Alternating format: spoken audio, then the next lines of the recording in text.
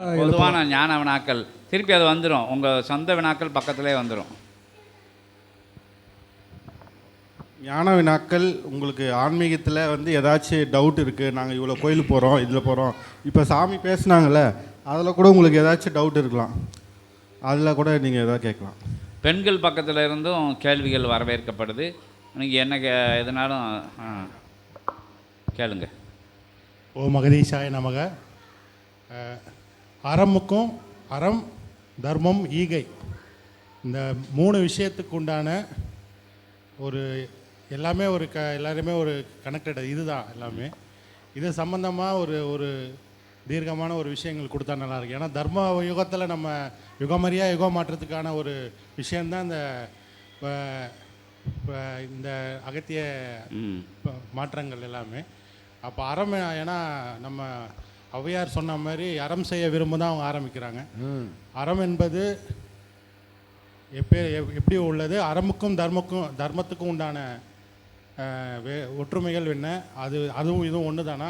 அது இல்லாமல் ஈகை என்பது ஒரு மனிதனிடத்தில் அறத்தை எப்படி, அறம் இருக்கும்போது ஈகை எப்படி உண்டாகும், அந்த ஈகையினால் அவங்க சங்கதிகள், இப்போ நம்மளுக்குன்னு ஒரு ஜென்மங்கள் இருக்குன்றாங்க, அந்த விஷயத்தையும் சாமி ஜென்மங்கள் இருக்கா, மனித குலத்துக்கு அடுத்த ஜென்மங்கள் இருக்கா, அந்த ஜென்மங்கள் இருக்கா, இல்லை நம்ம செய்கிற பாவ புண்ணியங்கள் நம்ம சங்கதிகளுக்கு உருவாகும் அப்படின்ற ஒரு விஷயத்தை அது அறமாக கொண்டு நம்ம செயல்படும் போது சுற்று நம்ம நடக்கிற விஷயங்களை நம்ம எப்படி எடுத்துக்கணும், அதை பற்றி கொஞ்சம் தீர்க்கமாக விளக்கமாக சொல்லும்போது. சரி, இவ்வளோ சொன்னால் போதும். இதுக்குள்ள அகத்திய பெருமான் அறம்,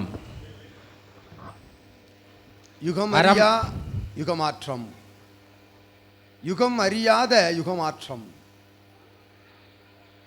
யுகம் அறியாத சித்தனால் நடைபெறும் யுகமாற்றம், யுகம் சித்தனை இயல்பு நிலையில் அறிகின்ற பொழுது ஒவ்வொரு சீடனும் சித்தனை, சிவமகா வாழை சித்தனை குருவாக அறிகின்ற பொழுது அவனுக்குள் யுகம் மாறிவிடுகின்றது என்ற கத்தியம்.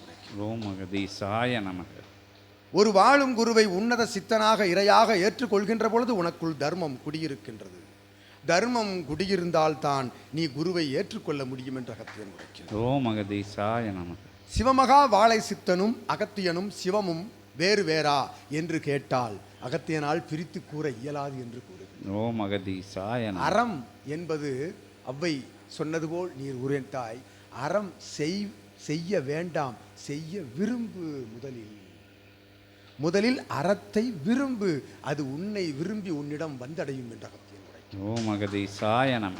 அவ்வாறு நீ அறத்தை விரும்புகின்ற பொழுது, நீ அறத்தோடு செயல்படுவதற்குரிய அற்புதமான முயற்சியில் ஈடுபடுகின்ற பொழுது நீ தர்ம நிலையை கடைபிடிக்கின்றாய்.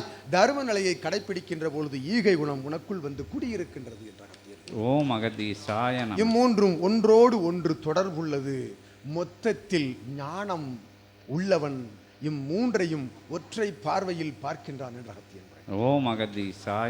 கொடைத்தன்மை, ஈகைத்தன்மை, ஆன்மீகம் என்றால் சித்தன் உரைத்தவாறு ஆன்மா ஈகை குணத்தோடு வளம் வருவதுதான் ஆன்மீகம் என்று கூறுகின்றோம். காவி உடை அணிந்து கொள்வது, துராட்ச மாலை அணிந்து கொள்வது, கேசத்தை உருட்டி கேசத்தை வளர்த்து சுருட்டிக் கொள்வது அனைத்தும் ஞானம் அல்ல. வேத இதிகாச புராண நிலைகளை கற்று அறிந்து அதனை மனப்பாடமாக ஒப்பிப்பது ஞானம் அல்ல. சஷ்டி கவசம், கந்த புராணம், சிவபுராணம் அனைத்தையும் கற்றுக்கொண்டு மனப்பாடம் செய்வது ஞானம் அல்ல. மனமது செம்மையானால் மந்திரங்கள் ஜெபிக்க வேண்டாம். ஒரே மந்திரம் சரணாகதி என்னும் மந்திரம் உள்ளுக்குள் எதை கண்டாலும் சரணாகதி. நீ தோற்றுப்போ, அனைவரிடமும் தோற்றுப்போ, இறைவன் உன்னை ஜெயிக்க வைப்பான் என்ற தோற்றுவிடுங்கள்.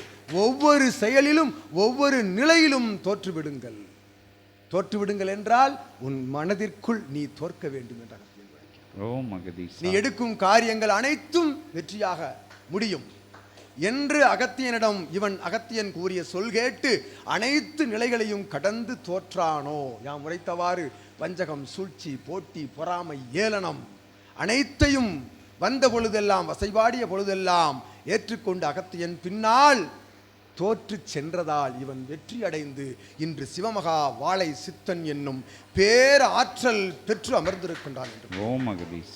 இவன்தான் நீதான் இவன் என்று கூறுகின்றோம். ஆகவே அறத்தோடு வாழ்ந்து தர்மத்தை கடைப்பிடித்து ஈகை குணத்தோடு வள்ளலாக நீ சித்தனாக வளம் வர அகத்தியன் நல்லாசி. ஓம் அகதீஷாய நமக. உரைத்தன்யங்கள் கர்மாக்கள் இவை அனைத்தையும் கழிப்பது இம்மூன்றால் என்ற அகத்தியன் உரைத்து அமர்கின்றோம். ஓம் அகதீஷாய நமக.